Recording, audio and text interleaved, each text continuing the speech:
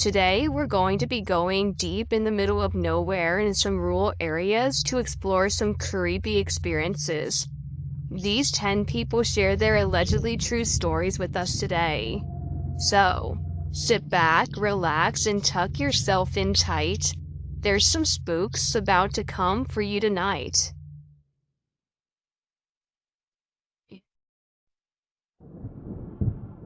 Last night, I was driving through a national park with a good friend, riding shotgun when we both experienced something really strange.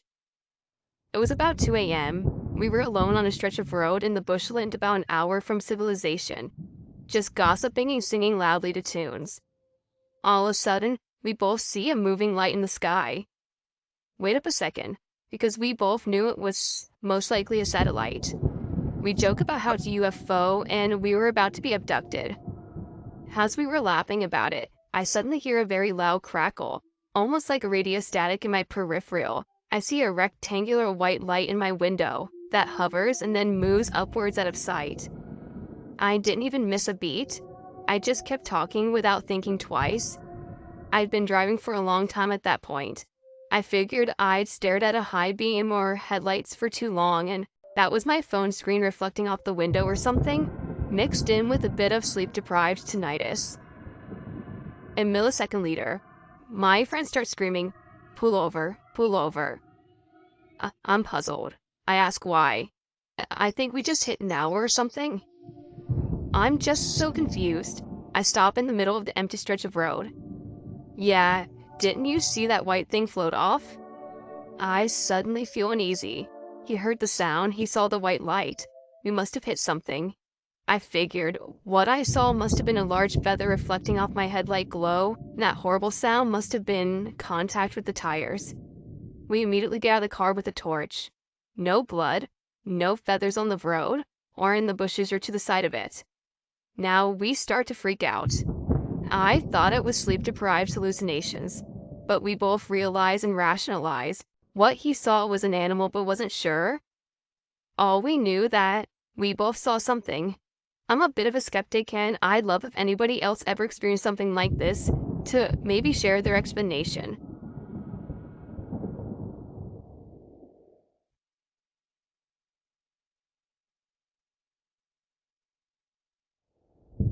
In my town, there's a stretch of road down a valley along a river.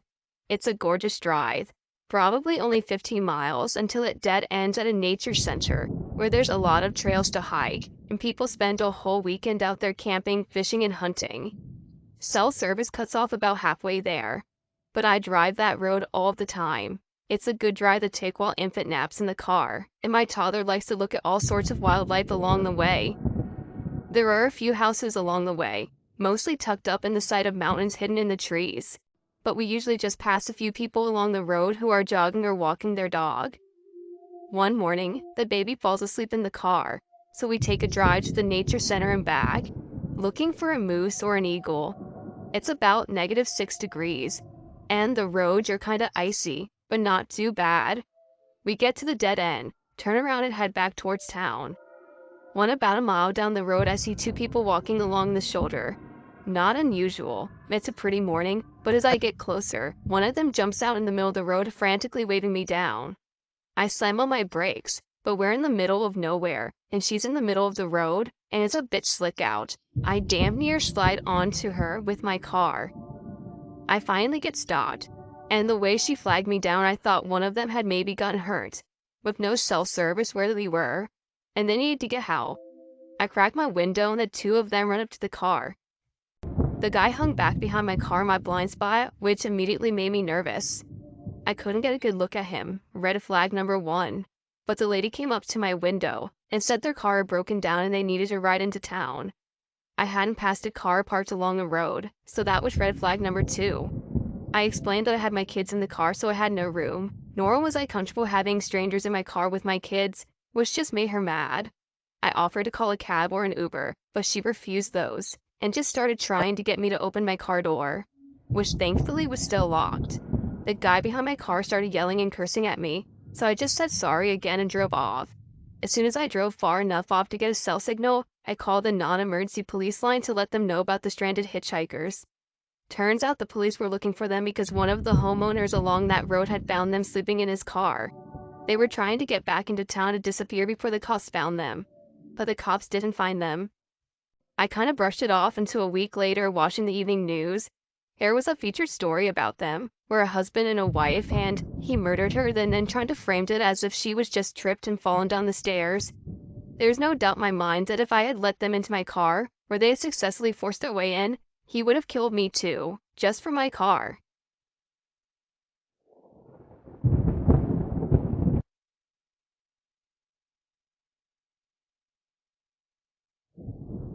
This happened around 7 years ago.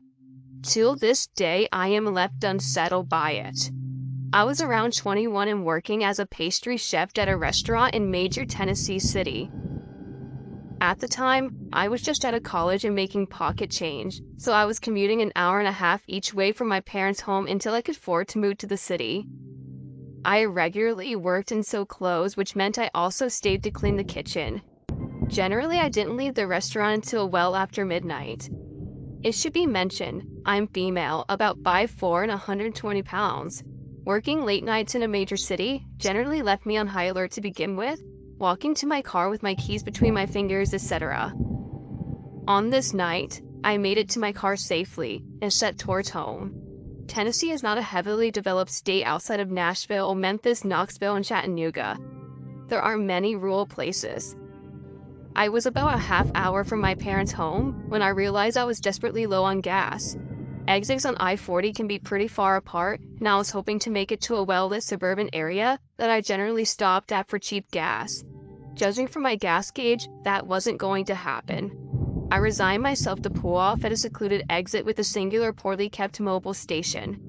There was absolutely no one around, it was poorly lit, and at this point it was simply praying the pumps were still running, as it looked like the building itself was closed.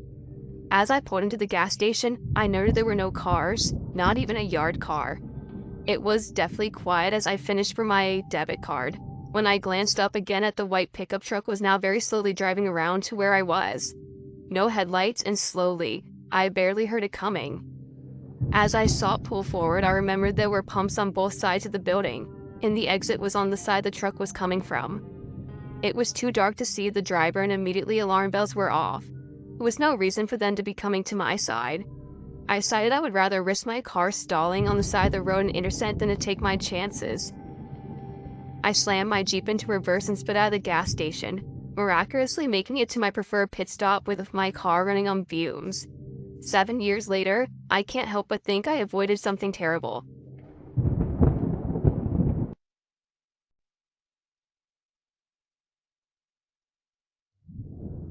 Before I start on the details, I just want to explain the area where this all happened. My parents live in rural Indiana, so that means lots and lots of cornfields. This happened near 5 minutes from their house. The only thing down this part of road is a church, whose church sign lights up red, adding to that creepy factor, and an old horse farm. Part of the cornfield had also just been sold for a solar-powered power company, which had been sectioned off down the middle. So here's what happened. I was driving to my parents' house, and it was almost midnight. The cornfield was on my left, and I had a horse farm on my right. I was about 3 minutes away from the church sign. I am on the phone with my boyfriend just talking randomly. He lived about an hour away from me. He wasn't really paying attention to what I was saying, too busy playing some video game. I come around a slight bend in the road and I can see something in the cornfield near the edge of the road.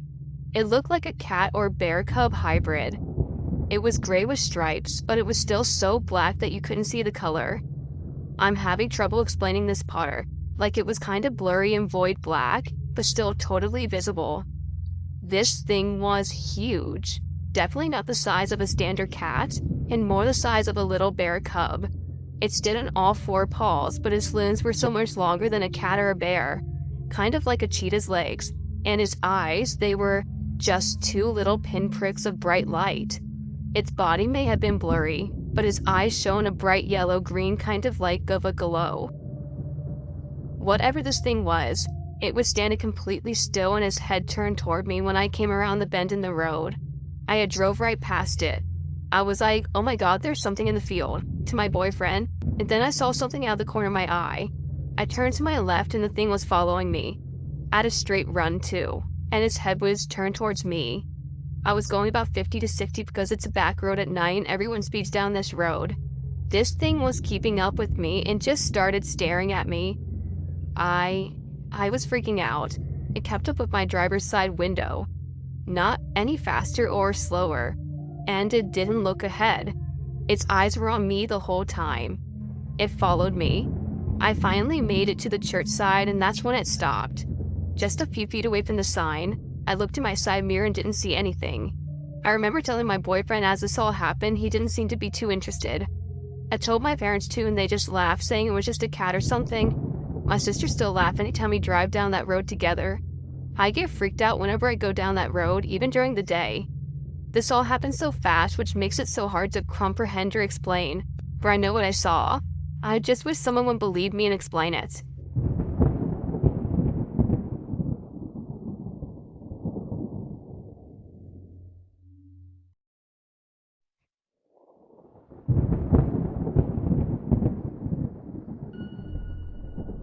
My husband and I are amateur mushroom hunters. 3 seasons out of the year, we spend weekends in the forest, along nature trails and rivers looking for edible and interesting wild mushrooms to harvest. Springtime brings the most exciting hunt, which is for the highly coveted morels. We know a special stretch of shoreline along a river that has a few dozen morels each year.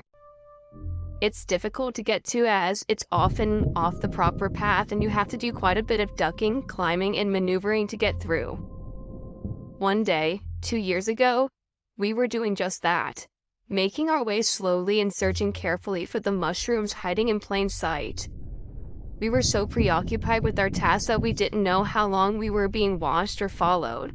But at one point, we saw a man ahead of us, looking at us and not saying anything or moving, almost like he was waiting to be noticed.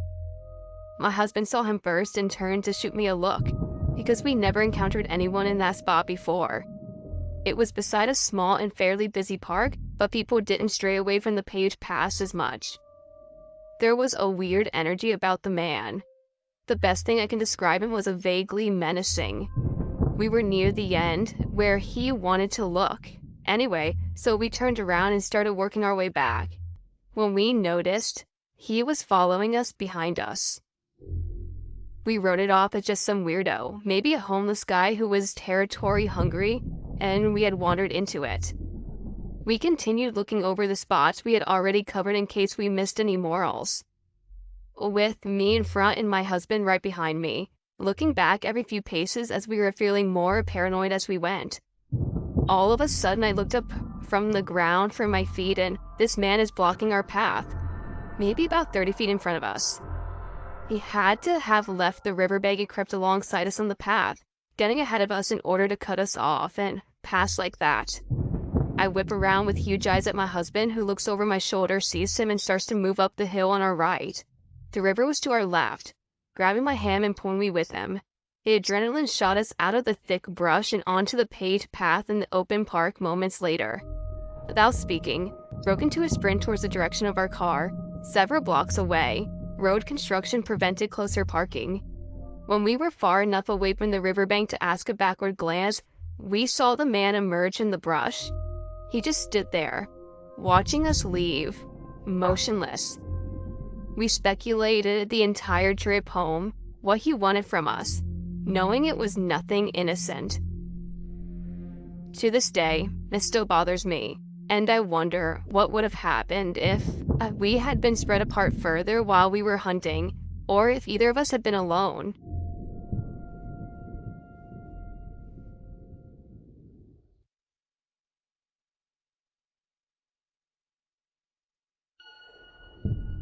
A few nights back, I was staying with my girlfriend and her family for 2 nights. She wanted me to spend time to get to know her father and brother. Her family has a decent-sized home in the country, with about 5 acres of land that back up to the woods.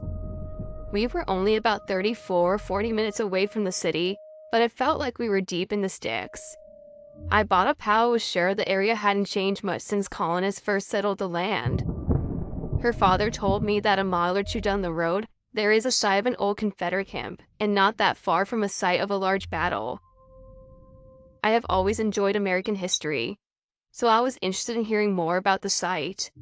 He continued to say that there was supposedly a makeshift hospital on the property and that the house was built on top of an old Civil War trail.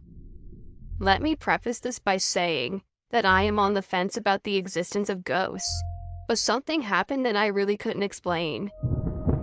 After dinner and a few drinks, her mother set me up in the guest room. It was getting late and I wanted to get some rest. I got into the bed and instantly noticed how quiet the area was. I grew up around a city all my life, so not hearing much noise kind of creeped me out. It was a bit peaceful, yet totally unnerving. I tried to ignore it and pass out. For some reason, I woke up around 3:30. I'm not sure if it was from sleeping in a new place or what, but I felt the need to leave my room. It felt as though something wanted me out of there. I ignored the urge to leave and went back to sleep. About 20 minutes later, something that sounded like footsteps woke me up. I figured it was just my girlfriend's father, but it kind of sounded like more than one person. I thought there was a chance the house was getting broken into, but I didn't want to make any noise or an ass out of myself and cause a scene. So I grabbed a screwdriver that was on the desk. It was the only thing that I could find, and snuck out of the room. All the lights were off, so I knew it wasn't one of her family members. I kept following the sounds and it really sounded like multiple people walking around. I got to the kitchen and noticed that the sounds were coming from just under the floor. I noped out of there quickly and went back to my girlfriend's room. I went to sleep with her, and about 6 a.m. she woke me up so I could go back to my bed before her parents woke up. On my way back to the sun, it still hadn't come out, but I wanted to look out the window. A window faced the woods, and I could have sworn I saw someone marching into the woods. It was very brief, and it looked a bit like a gray mist. I chalked it up to being exhausted and delirious, so I went to bed. The next morning, her mom wanted to know how I slept. I didn't want to seem like a crazy person, so I said that I slept okay. I asked her who was up walking around last night, and she nonchalantly told me it was probably a Confederate ghost. I was a bit taken aback, but wanted to know more. Apparently, her father had seen a few soldiers walking through the house, but only from their waist up. The house was built on top of a trail, so that would explain why it would look like soldiers were moving through the door and through the floor. My girlfriend confessed that she never liked the guest room as a kid because she could see things in the woods walking around. Her brother had heard talking and noises of objects in the house being moved before. He didn't much care for being around the house alone at night. Fast forward to that evening. Her family loves their alcohol, so we had been drinking for quite a bit all day. Her brother and I had the bright idea of going into the woods to hunt ghosts if we heard or saw anything during the night. We agreed to wake up if the chance arose. Everyone went to bed, and sure enough, around 4 a.m., something woke me up, and, again, I opened the window just a bit and sat and listened. I could have sworn I heard a voice asking me something, but I couldn't make it out. When I got dressed, I walked over to her brother's room, only to find that he too was awake and dressed. Apparently, he had heard something as well. We go outside and start through the woods.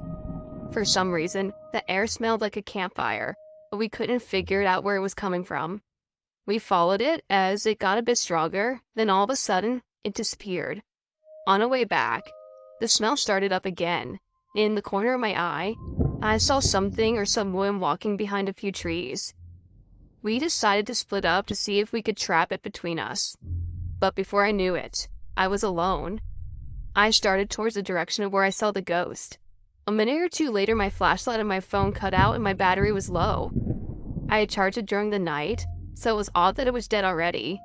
All of a sudden, I felt like something was watching me, following me. I had a shiver run down my spine. I felt as though I was in a trance. I wanted to run but couldn't. I heard a voice behind me, so I turned around and I still can't believe what I saw. There was a young man in a Confederate uniform. Couldn't have been any older than 17, sitting on a log with his face in his hand. I tried to make contact with him, but he wouldn't answer me. I got pretty freaked out, so I tried to find my sister's brother and get the hell out of here. After a few minutes of walking, I ended up finding him, and he said he didn't see anything after we split up. We made our way back to the house, and we didn't tell anybody about what we saw. But sometimes we still talk about the story over a campfire and some beers.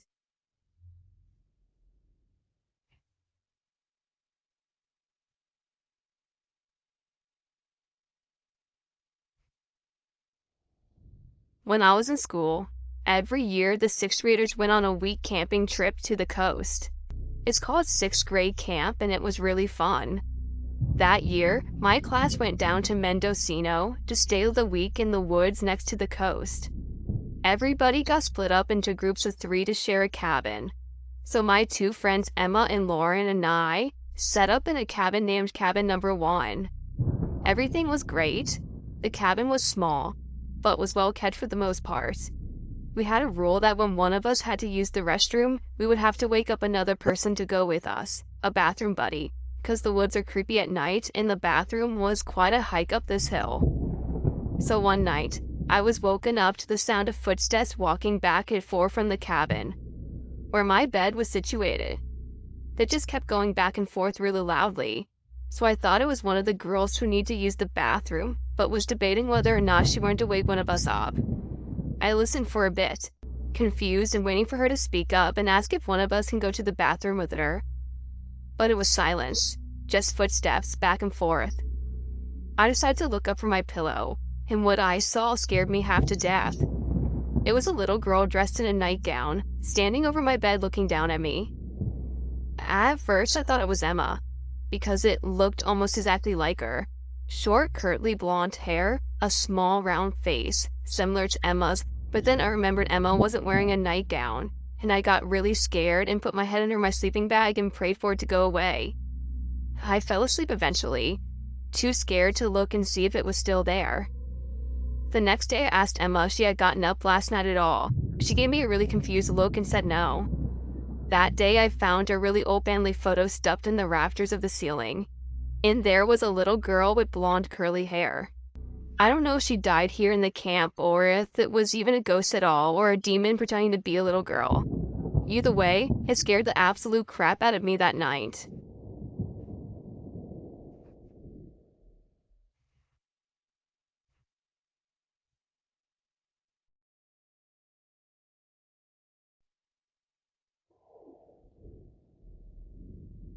There's a road in North Carolina called Payne Road or Edwards Road in some parts. It's a very rural area that is said to be haunted. Well, me, my ex-girlfriend, and my best friend at the time, Robert, went to check it out. We wanted to see what was up because Robert's friend says they had stopped their car on the bridge and it wouldn't turn on. It's said to be haunted because Edward Payne killed all his slaves and hung them from the bridge, and then proceeded to kill his family, all in an effort to appease the devil. Well, it was about 2 a.m. on a summer night, about 84 degrees when we decided to leave for Rural Hall. When we finally get there, we approach the sign for Edwards Road. I turn down the road and continue on. It's dangerous. There's no lights on the road at all, and one part of the road it drops off completely into a steep hill with no warning. We get to the bridge, which is surrounded by fields that are just mud at this point, and we park on it. We turn the car off and sit for a minute, with nothing happening. I turn it back on, then we keep going. This is bullshit, I said to my friends, but still feeling a twinge of fear in me. We keep going and stop at another section. My ex asked if she could drive. I say sure, why not? We drive back to said section and try it again. She does it and the car won't start. I am 90% sure that she is fucking with me, but I am still scared and I throw in a neutral and push it off. It starts and we go. We come back to the same bridge on another lap, then I start getting anxious. We stop about 100 feet away and I look into the woods past the field.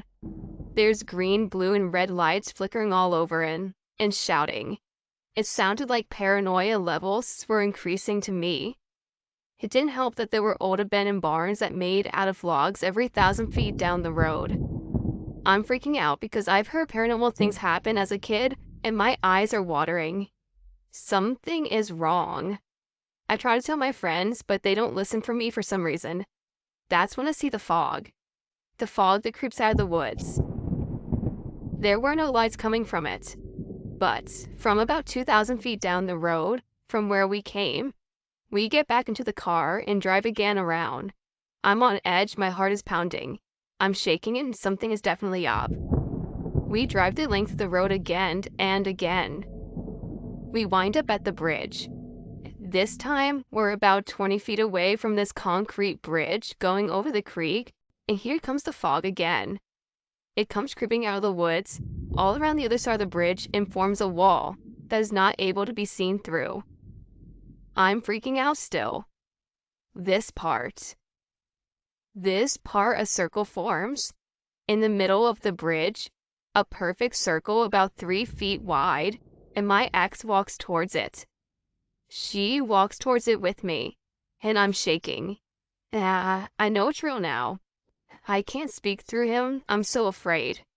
My friend Robert says that we should stop walking, but she won't stop, so he begins to walk after her. I'm following them, trying to get them to stop, but I literally cannot speak, and my heart is pounding so hard in my chest that I'm screaming in my head while I look at them, please stop. Robert finally comes to a halt and says maybe this isn't a good idea. All I can do is nod with my mouth wide open. We get in the car, my ex is still driving, and go back the way we came. We're driving along, and I start to feel better leaving the place. My ex grabs her phone and it starts freaking out, ringing, making noises. Now I don't know if she's doing this, but she stops in the middle of the road on the hillside. What's wrong with my phone? What's going on? I feel like we're being watched, and look behind us and we see that something is blocking out the light. I yell, drive. But my phone, she screamed, fucking drive. She guns it and we go home. We drop her off and I'm still on edge of course. Not as bad, but really jumpy. Me and Robert are in the driveway at this point, at my house, near the basement door, which is the room that he stays in, where we would hang out. We're just sitting there, kind of dumbfounded. I want to go check the back of my car, I said to Robert, who nods. I grab the small flashlight that I keep in my console and head to the back with him. There's no scratch mark, but right next to where the light was blocked out, it was extremely chilly. I bring up the light near the brake light, and I kid you not, it flickers. I go to the front of my car and it's fine, full power. Go back again, it's still cold and flickering. I try one more time with the same results. I'm on edge even more now. I was afraid we were being followed. I show Robert, and he doesn't know what to think. We go upstairs and sit on the couch. We both agree that we aren't sleeping tonight.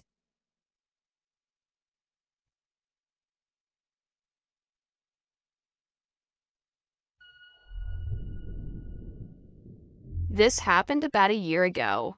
I had just gotten off work at about 2 in the morning after a 12-hour shift. One of the headlights was broken on my car. The red headlight on my car was always going out. I think it might have been a fuse problem or something. I had taken it to a mechanic, but it went on again 2 weeks later. I replaced the bulb and fuse on like 5 separate occasions, but it would just always go out. It was incredibly frustrating, but I was and am kind of a broke college student, so my options were limited. Anyways, I'm driving down this rural country road to get home in the middle of nowhere. It's pitch black outside and I'm surrounded by farmland and pretty far from any houses or gas stations. As I'm driving, I notice a police car parked on the side of the road with all of its lights off. I'm thinking, oh shit, here we go. Because I just know I'm going to get pulled over for that stupid headlight. The headlights on this car flip on, and he pulls behind me. A few minutes later, his red and blues turn on. I immediately pull over, prepared to get a tongue lashing and probably get a ticket for my light being out. I turn my radio off and roll my window down. As he steps out of his car and approaches mine, he comes up to my window, shining his flashlight right in my face as he tells me, my light is out. Squinting through the bright light, I apologize and say that I'm getting it fixed as soon as possible. He shines his light around the inside of my car, probably looking for drugs or weapons or whatever. He looks to be in his late 20s or early 30s, really muscular with light blonde hair and maybe 6 feet tall, wearing a uniform whose sleeves strain against his biceps. He's good looking in a typical, I work out a lot and use a ton of hair gel kind of way. License and registration. he asks. I nervously fumbled through my glove box and pulled out the required documents, handing them to him. He goes back to his car and gets in for about 5 minutes, and as I'm praying he doesn't give me a ticket, the glaring spotlight turns off. But his red and blue lights are still on.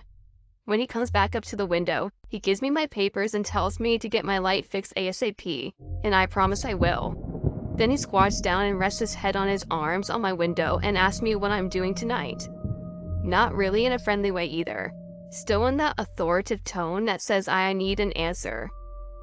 I am kind of startled, since I thought he would be letting me go at this point. I'm also getting kind of nervous. It's dark and there are no cars or people around, and his face is in my windows close enough to mine that it's uncomfortable. I look down at my lap and mumble that I'm getting off work. Not going out to some parties or coming back from one? He smirks at me.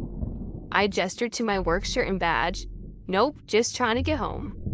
I'm getting a little annoyed. He kind of adjusts his crouch and his face even closer to mine now. Enough so that I could smell his aftershave and feel his breath on me. You single? He demands. I'm getting a little pissed off at this point. It feels like an interrogation. No, I have a boyfriend. I snap back on him. He treats you right? Why the fuck is he asking me these questions? Does he think I'm being physically abused at home or something? Is this a standard procedure? What the hell is this? Yes, and I say through gritted teeth. Do you live with him, alone with your folks? I live with my boyfriend. He home tonight? He expecting you soon? No, he's out of town. I snapped in annoyance without really thinking about it. He cocks his head to the side, and suddenly my common sense bitch slaps me and my heart is pounding. But my older brother's visiting and staying with me. He's expecting me home any minute. I lie. He studies me for a few moments before nodding and standing up. Alright then. Have a good night and get that light fixed. I drove off, nervously checking my mirroring, hoping he wasn't following me home. So I didn't get his name or badge number, and I didn't report him. I didn't even really know if those questions would justify a complaint or not. Interestingly enough, though, I was talking to one of my coworkers about a week later after this happened, and he said he had a very similar experience with a shady guy a few months prior. We compared physical descriptions and we think it's the same officer. It's probably been too long since anything can be done about it, but that's the story. Whenever I drive on that rural road at night now, I'm always a little nervous that I'm going to be pulled over by the same cop.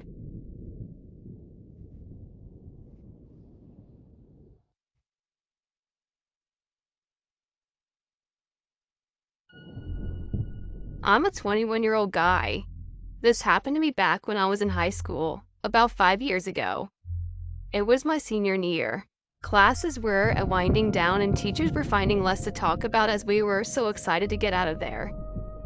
This one teacher I had was super quirky, kind of weird but cool to me, and he always had interesting experiences to share. He and my group of friends in the class became acquainted, among the other students who wouldn't listen to him when he attempted to speak about his past shenanigans. One day, we brought up this oasis, as he called it, a place in the woods he would visit when he was young. It was a clearing, deep within the trees, complete with dunes and a small beach, not too far from where we were going to school. We, of course, didn't believe him, so he showed us on Google Maps. Our naive selves thought that after school we would attempt to reach this place, entering from a backyard closest to the clearing. We should have known that the 40-something years later, the layout of the place would have changed. Come to the end of the day, I gather up the 3 of my closest friends. We all agree on the plan of using Google Maps as our GPS. After convincing one of our moms to drop us off with the lie of hanging out at a friend's place, we made our way to the edge of the forest. God, I wish we called it quits then. We started out alright, I guess, making our way closer by climbing through hordes of bushes and weeds. It was probably the most run-down, gross, dumped-on parts of the forest with broken car parts and trash everywhere. Eventually, as we got closer to the supposed clearing, we hear a dog viciously barking in the distance. My alarm's gone off. What was a dog doing in the middle of the damn woods? It was fairly residential, so no hunting, but also no trails or any reason to be out here. My friends were a mix of angry at me for suggesting this and extremely anxious about how we were going to get through it. At this point, We just wanted to make sure that we didn't get into any shady or shitty situations. We just wanted to make it to the sandy beach part of the woods, which seemed so close judging by our distance on the maps. The closer we got, the louder the barking became. At this point, we weren't saying much to each other as I lad. We were literally up Schitt's Creek with nowhere to go. The barking seemed like it was coming from everywhere. I could see a dirt clearing ahead, so I just told everyone to make a break for it. At least in the open we could see what was coming at us. This was not the clearing we were hoping for, and one I could not find on the map when I tried to look for it later. Off in the distance was a medium-sized makeshift building. It appeared to be made of plywood, painted gray and black. Above the door hung a giant animal skull with horns. I felt the pits in my stomach, because I immediately knew this was the source of the barking, being as it was at its loudest. After managing to snap a picture, I stood there frozen, unsure of what to do next. I came back to my senses when I hear a deep and angry voice shout, "Hey, what the hell are you doing?" From somewhere close by the building. I'd officially had enough of the situation. I'd gotten all my friends in this mess, so I felt responsible for their safety. I told everybody we're just gonna have to bite the bullet and run blind through the woods. It could have been my mind playing tricks on me, for I swear it felt like the dog was chasing us. Almost like somebody let it loose. After kicking through so much dense wilderness and trees, we were so scraped up and bloody by the time we got far enough away that we felt safe. We huddled together practically crying. I called my mother and told her what mess we were in. I gave her the street closest to the side of the woods that we were on, and she gladly came to pick us up. She said when she saw us on the side of the road, it looked like we had been through hell and back. After that day, we barely spoke about it. We didn't even tell the teacher who gave us the smart idea in the first place.